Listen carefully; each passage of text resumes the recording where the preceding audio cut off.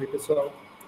Bom, na aula de hoje a gente vai falar sobre vetores aleatórios, tá? Então, primeiro a gente vai falar sobre a distribuição de probabilidades conjunta, vamos falar um pouco sobre independência entre variáveis aleatórias e sobre soma de variáveis aleatórias também. Bom, então vamos para um primeiro exemplo. Quer dizer, um primeiro exemplo não, né? Alguns exemplos, digamos assim. Bom, em diversas ocasiões, né, é interessante estudar a relação entre múltiplas variáveis aleatórias no mesmo experimento. Por exemplo, vamos olhar aqui na medicina. Né? Então, para avaliar a efetividade de um tratamento, pode-se tomar várias medidas por paciente, por exemplo, a pressão arterial, frequência cardíaca, taxas de colesterol, tá? E essas informações elas podem ser mais informativas se consideradas em conjunto, né? Então, quando a gente estiver falando de vetores aleatórios, é basicamente essa noção. Né? A gente vai olhar para um experimento e, a partir desse experimento, a gente vai olhar para múltiplas características do experimento.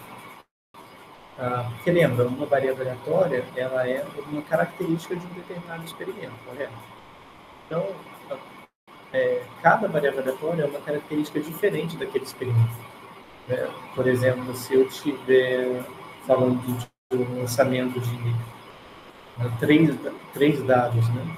E olhando as faces de cima, eu posso definir uma variável aleatória que significa o número de faces iguais a 6. Essa é uma característica do experimento.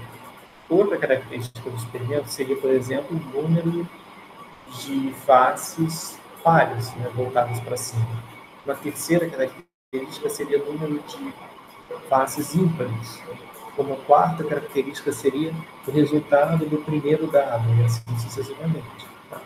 Então, dado um experimento, tem múltiplas características sobre ele, então tem várias variáveis aleatórias que eu posso definir, e os vetores aleatórios nada mais são do que olhar conjuntamente, um olhar conjunto para diferentes variáveis aleatórias no mesmo espaço, né? No mesmo experimento. Então, no caso da medicina que eu estava falando, por exemplo, a gente tomaria, por exemplo, várias medidas para cada paciente. Né? Então, seria um vetor para cada paciente, você tem um vetor em que cada entrada daquele vetor corresponde a uma medida específica. Por exemplo, a primeira entrada corresponde, por exemplo, à pressão arterial do paciente. A segunda, a frequência cardíaca. E assim sucessivamente. Tá? Então, olhar para variáveis aleatórias em conjunto é mais informativo do que isoladamente. E aí vamos ver um exemplo, né, de distribuição conjunta.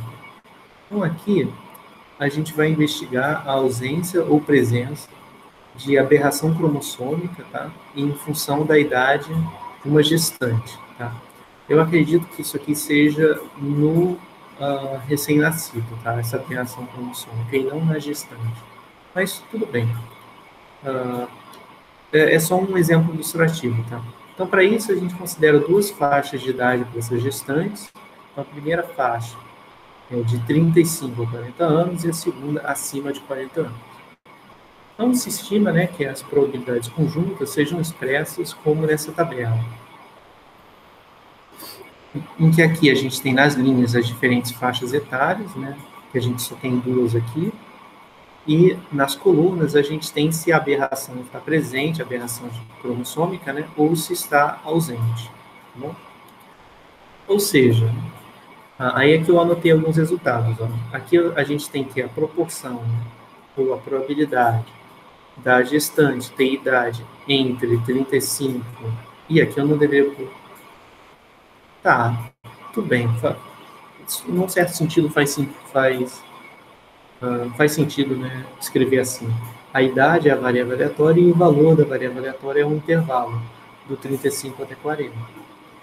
Então a gente tem vamos olhar para essa célulazinha, ela representa a probabilidade da idade estar entre 35 e 40 anos, enquanto que, ao mesmo tempo, né, então aqui tem uma interseção, então a idade é essa faixa etária e a aberração está presente. Então isso acontece com probabilidade 0,3, ou seja, tem 0,3 é a proporção de pessoas nessa categoria.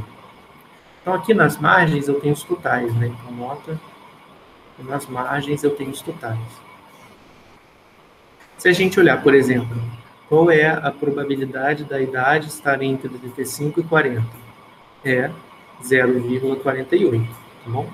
Como é que eu chego nesse número? Bom, basta somar, né? Porque eu somo na linha, porque o que eu tenho aqui é a faixa etária 35 a 40 anos, e a aberração pode estar presente ou ausente. Se eu somar os dois, então eu tenho o total, né, da proporção de pessoas nessa faixa etária. Então, mesma coisa, né, se eu for olhar, por exemplo, a probabilidade da aberração estar presente é 0,04. Como eu obtenho esse valor? Eu obtenho esse valor somando por colunas, né? Então, porque com a aberração presente eu tenho idades de 35 a 40 anos e também tenho de 40 em seguida. Então, o total de aberrações presentes, contando a idade apenas a partir de 35, porque eu não tenho informação antes de 35, então essa seria a proporção. Tá?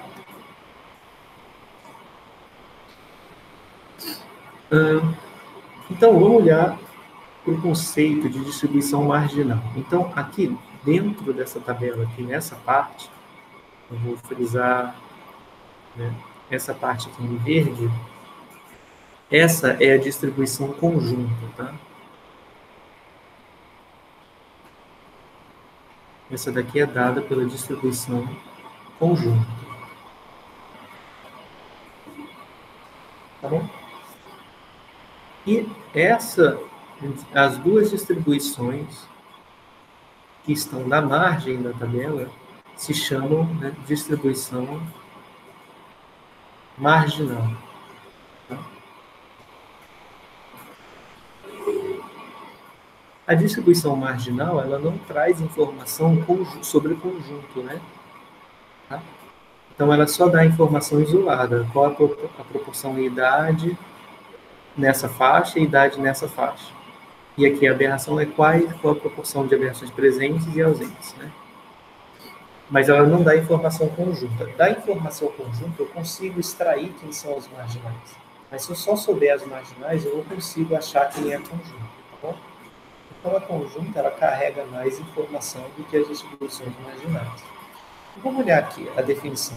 Então, eu já mostrei anteriormente, né, as distribuições marginais estão à margem da tabela. Então, essa é a primeira distribuição marginal e essa daqui é a segunda distribuição marginal. Tá? Essa fica sendo a distribuição marginal da presença de aberrações. Tá? Então, essa aqui é a distribuição marginal da presença de aberrações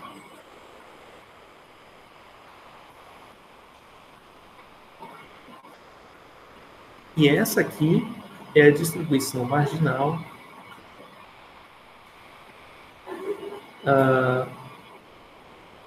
das faixas etárias, tá?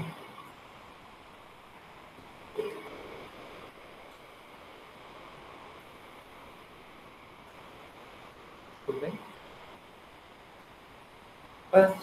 Então, ok. Aqui está a distribuição marginal das aberrações, da presença de aberrações cromossômicas, né? E aqui a distribuição marginal das faixas etárias. Então, aqui no item 2, a gente viu que as distribuições marginais são obtidas somando-se a distribuição conjunta por coluna ou por linha. Né? Então, você soma aqui por coluna, obtendo os totais, ou então você soma por linha. Né? E aqui eu inverti as cores. Tá?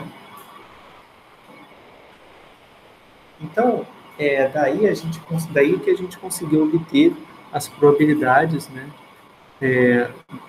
de cada uma das marginais. E qual seria a explicação para isso? Né? Eu vou fazer uma vez só, eu vou fazer só para a idade. Então, para a gente ver que usa os resultados, isso sendo intuitivo, né? Isso é intuitivo esse resultado, você soma para achar a probabilidade da idade está entre 35 e 40. Você soma os dois, a justificativa seria essa. A probabilidade da idade ser igual a isso é a mesma da probabilidade da idade igual a 35, 40 e a aberração está presente, tá?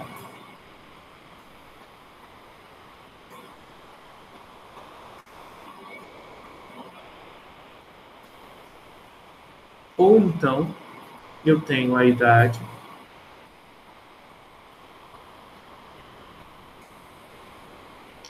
igual a 35,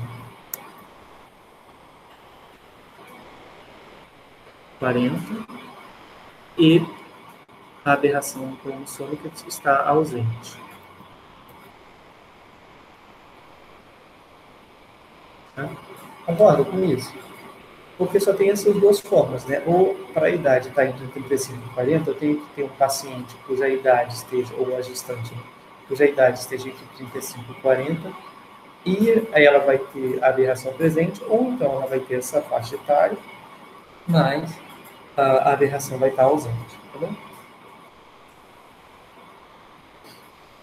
E aí, se a gente for olhar para a tabela, o que eu estou olhando? Eu estou pegando essa parte que é a idade e a aberração presente, somando com a idade e a aberração ausente. Então, aqui, o que eu estou fazendo é eu estou usando aquelas propriedades lá da união, né, de eventos mutuamente exclusivos, não é isso? Porque aqui a idade seria a união desses dois casos, né, desses dois eventos, só que esses dois eventos são mutuamente exclusivos. Por quê? Tudo bem, nesse evento se tem a idade sendo igual a 35 e 40, mas não tem como a aberração estar ao mesmo tempo presente e ao mesmo tempo ausente. Então é aquele velho caso em que a gente calcula a probabilidade da união somando, né, as probabilidades de cada uma das duas. Tá? Então, vamos falar um pouquinho sobre variáveis aleatórias independentes, né, a partir dessa conjunta. Deixa eu ver aqui uma coisa.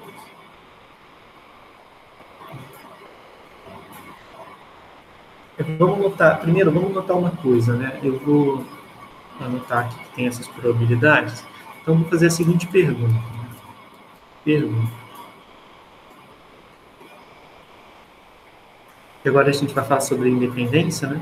Então, eu tenho um evento que é idade, tem evento 1,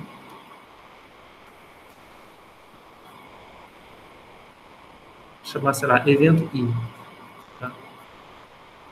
O evento I é a idade da gestante está na faixa de 35 a 40. Eu vou chamar de evento A, seria vou chamar de evento P.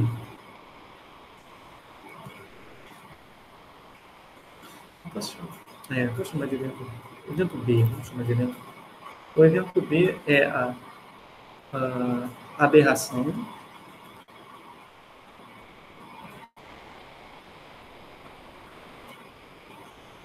presente, tá?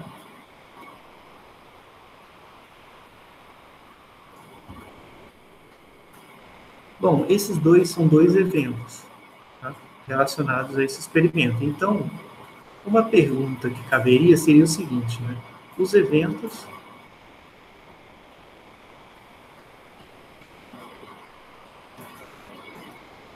I e B são independentes?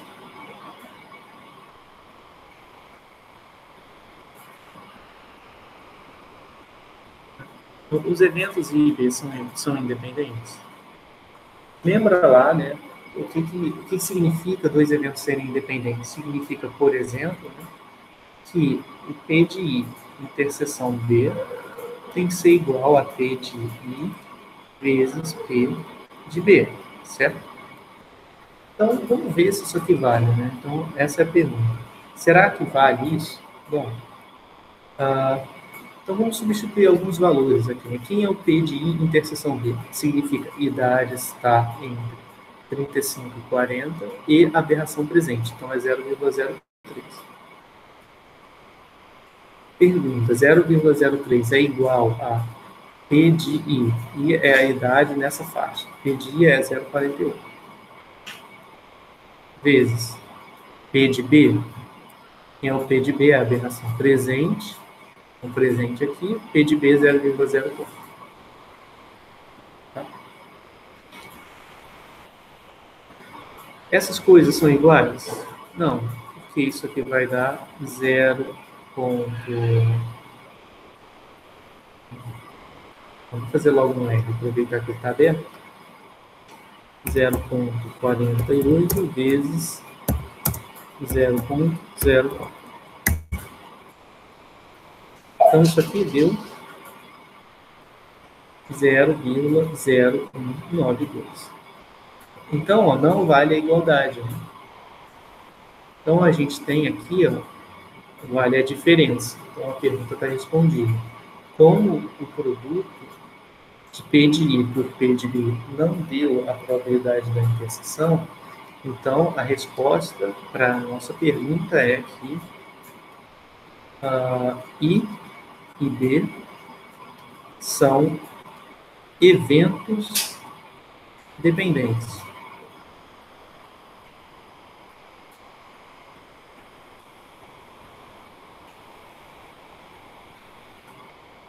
São eventos dependentes, tá bom?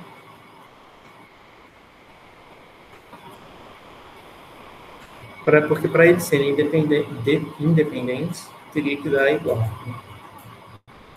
Ok, mas isso eu estou falando de independência ou de dependência de eventos, né? Que é o que a gente já sabe, né? Que a gente já vinha falando antes.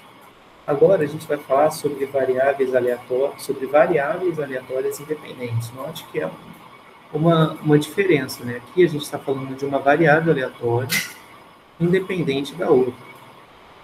Anteriormente a gente estava falando de eventos independentes uns dos outros. Então, até essa pergunta aqui era referente a eventos. Né?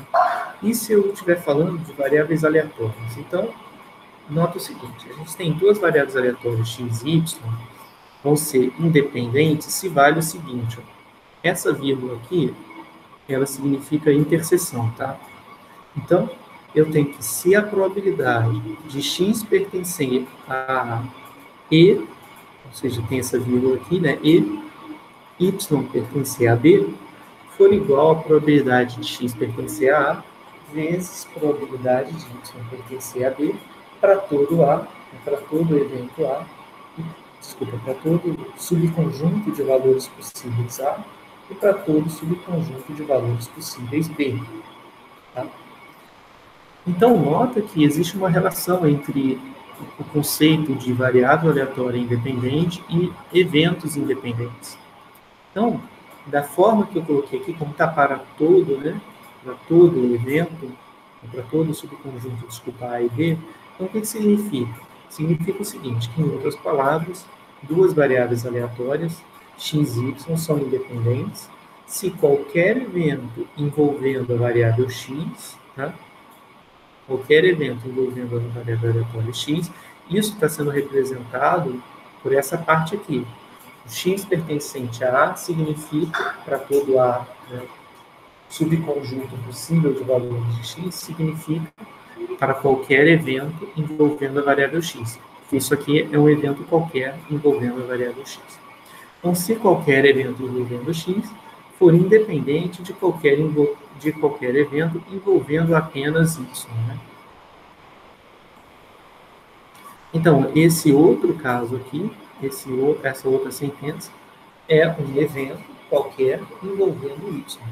Então, duas variáveis aleatórias são independentes, duas variáveis aleatórias x e y são independentes, se qualquer evento que só dependa de x for independente de qualquer evento que só dependa de y. Tá? Então, no caso da nossa distribuição conjunta que eu fiz aqui, né? Vou até apagar um pouquinho esses valores aqui para a gente não se confundir, né? Então, no caso da distribuição conjunta que eu tinha definido com vocês, a idade, né, a faixa etária e a aberração, para eu verificar a independência, o que eu teria que fazer? eu teria que ver para todo evento envolvendo a idade e para todo evento envolvendo a aberração, eu teria que testar a independência. Aqui, no caso, eu me fixei só nesses dois. No evento I, que era da idade ser igual a isso, e no evento B, que era da aberração ser presente. Então, eu só olhei para esse cara daqui. Então, quando eu olhei para ele, eu vou até colocar de outra cor. Vou colocar assim. Então, o que eu fiz? Eu olhei para esse evento, que é probabilidade da idade nessa faixa e aberração presente, 0,3, né? E eu vi se era o produto das marginais. Não foi isso que eu fiz? Eu peguei interseção e interseção B, que era o 0,03, e vi se ele era igual a P de I vezes P de B. Aí o que eu tenho que fazer é exatamente isso, mas para todo o resto, para verificar se é independente ou não. Para que as duas variáveis aleatórias, idade e aberração, sejam independentes, eu preciso que esse 0,3 seja o produto das duas marginais. Feito isso, eu vou passar para cá e vou fazer a conta com esse cara daqui, com esse aqui. Eu vou verificar, ele é o produto das marginais? Se as variáveis forem independentes, a idade e a presença de aberração, então tem que ser igual. O produto das marginais tem que ser igual ao conjunto. E assim sucessivamente. Então, vou fazer para esse, vou fazer para esse. Tá? Só vão ser independentes as duas variáveis se essas quatro contas coincidirem. Tá bom? Só assim. Tá? Então, como eu fiz a pergunta, né, focando só nos eventos I e B, e já deu que esses eventos são dependentes, né, então eu já sei também, né, então eu já sei que as variáveis, né,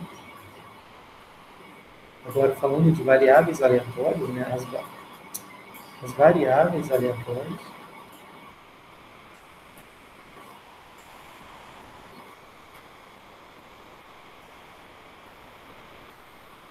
idade e aberração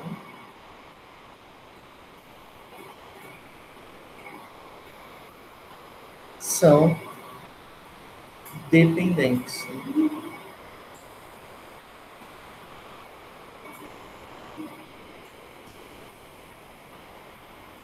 Tá? Porque falhou o teste de independência, falhou logo de cara, falhou logo aqui. Só seria independente se cada uma dessas quatro entradas fosse descrita como produto das marginais correspondentes. Tá?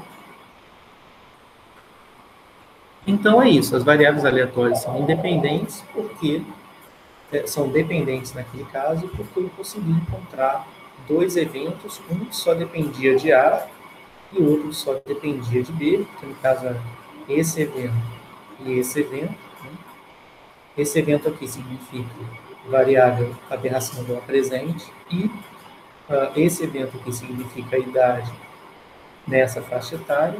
Esses dois eventos não são independentes. Né? Então a variável aleatória não vai ser. As duas variáveis aleatórias não vão ser. E se eu tiver três variáveis aleatórias independentes? Não, três variáveis aleatórias. Como é que eu faço? Como é que eu verifico a independência? Bom, aí é mais chato. Primeiro, porque eu não consigo fazer a tabela, né? E agora são três variáveis, então vai ficar bem pior de fazer a representação. E olha como cresce o número de coisas que tem que verificar, né? A gente vai ter que a probabilidade, qualquer evento envolvendo a primeira tem que ser independente de qualquer evento envolvendo a segunda, né? Por exemplo, aqui, nessa linha, indica que esse cara é um evento envolvendo a primeira variável aleatória, esse aqui é um evento envolvendo a segunda. Então, quaisquer eventos envolvendo a primeira e a segunda variáveis aleatórias têm que ser independentes. Então, essa definição é da independência 2 a 2, envolvendo x1 e x2. Essa aqui é a independência 2A2 envolvendo x1 e x3. Essa aqui é a independência 2A2 envolvendo x2 e x3. E, conjuntamente, as três também têm que ser independentes, né? Ou seja, se eu pegar a probabilidade de x1 está em A1, né? Isso aqui é um evento envolvendo a variável x1. E, porque essas vírgulas sempre são interseções, né? E x2 pertencente a A2 e x3 pertencente a A3, ele tem que fatorar, né, como produto das três. Então, de modo geral, né, se a gente tiver x1 até xn independentes, eles vão ser independentes se os eventos, né, x1 pertencente a 1 e xn pertencente a n, são independentes para qualquer AI que eu vou pegar, né, evento possível. Então, isso aqui é só para mostrar que se você tiver mais variáveis aleatórias, né, fica mais complicado, porque você tem que verificar muitas contas, né? Mas, no caso de variáveis aleatórias discretas, a gente pode fazer isso facilmente, né? Mesmo que tenha vários eventos, ou várias variáveis aleatórias, o que vai acontecer é o seguinte: se a gente tem duas variáveis discretas x e y, elas vão ser independentes se a marginal, né, se a conjunta, essa daqui é a conjunta, envolvendo x e y, fatora, né, como produto das marginais. Tá? Então, em outras palavras, as variáveis aleatórias x e y são independentes se a conjunta px e y é o produto das marginais. Tá? Ou seja, né, se essa pxy é só uma forma abreviada de escrever p de x igual a x, y igual a y, tá? Esse px, xão com x aqui, quer dizer x igual a x. Yzão com y aqui, quer dizer y igual a y. Tá? E essa notação aqui a gente já tinha visto antes. Isso aqui significa p de x igual a x. E essa daqui significa p de y igual a y. Tá?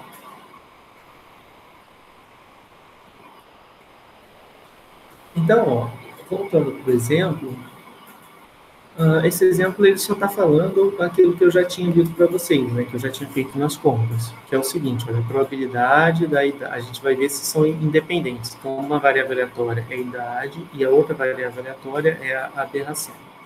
Se ela está presente ou ausente, e a idade, se ela é igual a essa faixa ou a faixa de baixo. Então, o que acontece? Se eu calcular a conjunta, deu 0,3 e as marginais deram 0,48, 0,04. Eu já mostrei que o produto dessas não dá essa do meio. Então, são dependentes as variáveis aleatórias, idade e aberração. Está escrito aqui, ó, como produto das marginais desse evento por esse evento, né, a probabilidade desse evento vezes a probabilidade desse evento é diferente da probabilidade da interseção. Então, os eventos, né, idade e aberração igual a presente, né, são dependentes. Como consequência, as variáveis aleatórias idade e aberração são dependentes. Então, vamos falar um pouco agora de somas de variáveis aleatórias. Antes disso, eu só vou dar uma pausa no vídeo para ele não ficar muito longo, e aí já gravo essa parte da soma.